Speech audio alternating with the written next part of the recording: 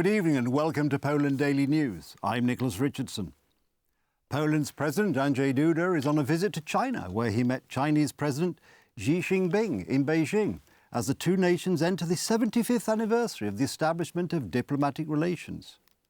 During bilateral talks between the two leaders, Xi Jinping praised the contribution both nations have made to peace during the turmoil of a complex international environment. In a signing ceremony following their talks, Chinese Commerce Minister Wang Wentao and Polish Secretary of State Władysław Teofil Bartoszewski signed a memorandum of understanding on bilateral trade and investment cooperation. President Xi held a welcome ceremony for the Polish president outside the Great Hall of the People on Monday afternoon before the two headed into a room for bilateral talks. Xi described President Duda as an old friend of the Chinese people as well as himself and said that relations between the two countries have shown resilience. Xi said China is willing to continue its traditional friendship with Poland and to promote the bilateral relationship to achieve better development and to inject more stability and certainty into the chaotic international situation. Duda said Poland and China have built good diplomatic, political and interpersonal relations based on mutual respect over the past 75 years and that Poland will play a role in strengthening China's relations with the European Union. He also extended an invitation for Xi to visit Poland next year. Officials from both sides later signed agreements on bilateral trade and investment cooperation, as well as exports of agricultural products. During Duda's 5-day visit to China, he is expected to travel to Shanghai on Wednesday, where he will attend the Poland-China Economic Forum. A decision on the Central Transport Port project in Poland is expected to be announced within days. Since last year's autumn parliamentary elections, Donald Tusk's government has yet to take an official position on the Central Transport Port. Not only that, but the topic is still off the agenda of the Parliamentary Infrastructure Committee. Now, however, the idea outlined by political predecessors is rumoured to be changed. The novelty is thought to be a change in the respect of the high-speed rail, or, put simply, a truncation of the project. Prior to the elections to the European Parliament, Donald Tusk declared that as early as June the public will learn the government's plans for the future of the Central Transport Port. What can we expect? We will be building the Central Communication Port. That is, we will be building new transportation solutions for Poland. That today the Central Communications Port has grown into some great dogma that everything is to be as presented to us by Minister Horała. According to MPs from the Civic Coalition, the Central Transport Port project is megalomania, and the concept of building rail links around the Central Transport Port which would converge on the site of the airport is misguided. That's why the government is making changes and, for the time being, is betting only on the so-called Y line. That is, a railway line from Warsaw to Łódź, from Łódź to Poznan and from Łódź to Wrocław. This is not megalomania, but rather that Poland is simply a modern, well-connected European country. So that in the future, too, for other important spending like defence, education, healthcare, it's all enough. And then you have to invest a little in these future revenues. Someone who says we can't afford the Central Transportation Port is saying we can't afford to earn more.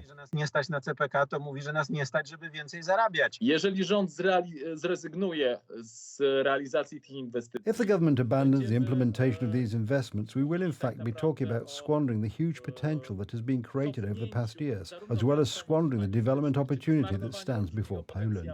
Które udało się stworzyć przez ostatnie lata, jak i też zmarnowanie olbrzymiej szansy rozwojowej, która stoi przed Polską. The abandonment of the original concept, according to which, in addition to the mega airport in Baranów, nearly 2,000 kilometers of railroads were to be built, may not please the left, which promised its voters to fight transportation exclusion. The Central Communication Port is needed in Poland for many reasons. As an infrastructure project, as a transportation project, as a project that would increase the possibility of reaching many places in Poland by rail.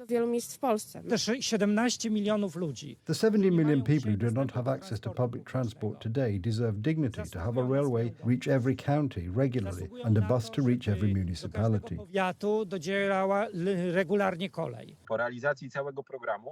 After implementation of the programme, every Pole would live within a 30-minute commute to a railway station offering a whole range of connections to other places in Poland. On the 28th of June, the Yes to the Central Transportation Port Association is planning its first event, during a campaign to collect signatures for a civic bill committing public authorities to building a central transportation port, airport and a rail system around the airport. The venue for this event is to be Giżycko in the Mazuri region. To bardzo ważne, aby ta ustawa została It przyjęta. is very important that this law be passed because it is a test of the public authorities' true intentions regarding this programme. The law commits the government to implement the Central Transportation Port programme and to build the airport by 2030. CPK, budowę lotniska do 2030 roku. Remember that the Central Transportation Port is a planned interchange between Warsaw and Łódź, which is expected to integrate air, rail and road transportation, allowing travel between Warsaw and Poland's largest cities in no more than 2.5 hours. The project would be able to handle 40 million passengers a year in the first stage. According to a report by Ernst & Young, simply shifting cargo handling from German airports to the Central Transportation Port would bring 200 billion zloty more to the Polish budget from customs duties and VAT over 30 years.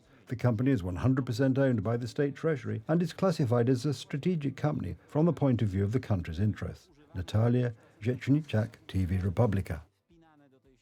Another group of migrants has arrived in yet another village. This is Łuków in the Lublin region, where Ethiopians have arrived, much to the concern of residents. The government does not admit responsibility for bringing migrants into the country. It puts the blame on its predecessors. And here the question must be asked: what is the basic difference between illegal migrants storming the eastern border and legally working foreigners? Centres for foreigners are set up to receive more newcomers. How will this work, since the Migration Pact, although adopted, is not yet officially in force in Poland? And what is the difference between migrants who have crossed the border legally on a work visa from those who storm the border and try to sneak into Poland illegally? Today I'm checking the Polonia Centre at Łuków in the Lublin region. Concerned residents are sounding the alarm about migrants brought into the village. I was planting cucumbers on Saturday and they threw things like bottles. They also throw other objects. Something heavy fell on the roof once. And who will repair the damage for me? My daughter and I are alone. My husband is dead. We checked. Refugees are indeed walking around Łuków. I was in Russia for 3 months. I came from Sudan to Russia, got a visa, continued by cab to Minsk, and then to the border with Poland. We drove for 8 hours. I will stay here, not leave. In Łuków alone, there are at least a dozen such people, illegal migrants arriving from Belarus. In recent days, more such information has appeared. On what basis are these people staying in Poland? These actions, which concern attacks on our border with Belarus, are not met with a proper response from the patrols and a police state policy towards what is happening in the east. But on the other hand, we are dealing with the utterly scandalous practices of the German authorities and the German police who, like smugglers, cross the border into Poland and drop off people who have illegally reached Germany. How is this possible? And why doesn't the Polish state protect Polish borders and therefore the safety of Poles? And finally, on what basis did Germany send us back another group of migrants? This was already defined by the Dublin Directive. As a rule, if a migrant from one EU country has arrived in another, he should be returned to the country where he asked for asylum. This has not been observed so far by the German authorities, who are already so determined to send some of these migrants back to Central European countries, bypassing this provision. The Migration Pact, although already adopted, will go into effect in 2 years, and this raises the risk that the number of migrants staying and being sent back to Poland from Western Europe will increase significantly. Radosław Sikorski warns, but against denouncing the Migration Pact. Meanwhile, Donald Tusk blames his predecessors for taking in hundreds of thousands of migrants. The main difference is that if foreigners came to Poland under the previous government, they came to work with an employment permit and an entry visa. The difference is that the migrants come and sit in, and the regular ones, they have visas for 3 years, which they use to and work, put money aside, send it home, or put money aside to build a house in Indonesia or the Philippines and come back. And the more valuable migrants, they usually leave, and the nomads stay. Poland, by the way, has taken in more than 1 million genuine refugees, namely Ukrainians fleeing war.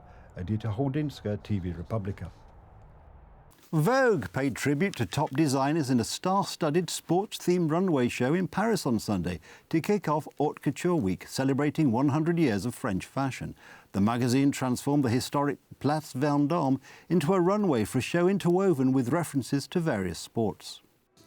The Vogue World event celebrated the intersection of fashion and sports and was hosted by British actress and model Cara Delevingne. Katy Perry donned a cut-out dress by Japanese designer Nobuke Ninomiya, while Sabrina Carpenter wore a red and white swimsuit-inspired Jacquemus number. Aya Nakamura serenaded the audience in a Jean-Paul Gaultier gown as British singer FKA Twigs strutted in a 1920s coquette look by Alexandre Vautier. Sports stars also shone on the catwalk of the Parisian square, with Serena Williams in a slim off-white dress and Venus Williams in a marine serre creation. NBA Rookie of the Year Victor Wembanyama was dressed by Louis Vuitton under the creative leadership of Pharrell Williams, and athletics legend Marie-José Pérec did the final walk in an Alaya dress inspired by the French flag. Models Kendall Jenner and Gigi Hadid joined the show on horseback, while celebrities including actress Eva Longoria and your creative director Maria Grazia Chiuri watched from the audience. As the event came to a close, host Carla Delevingne ended the fashion show with the following words. Well, that's fashion history, folks. Now all that's left for me to say on behalf of Vogue is good game and bon nuit. Good night. The show, which was held 1 month before the opening ceremonies of the Olympics, was themed around the Games, which last took place in the French capital 100 years ago. That's the news. Thank you for watching. And from me, it's have a good night and a better tomorrow.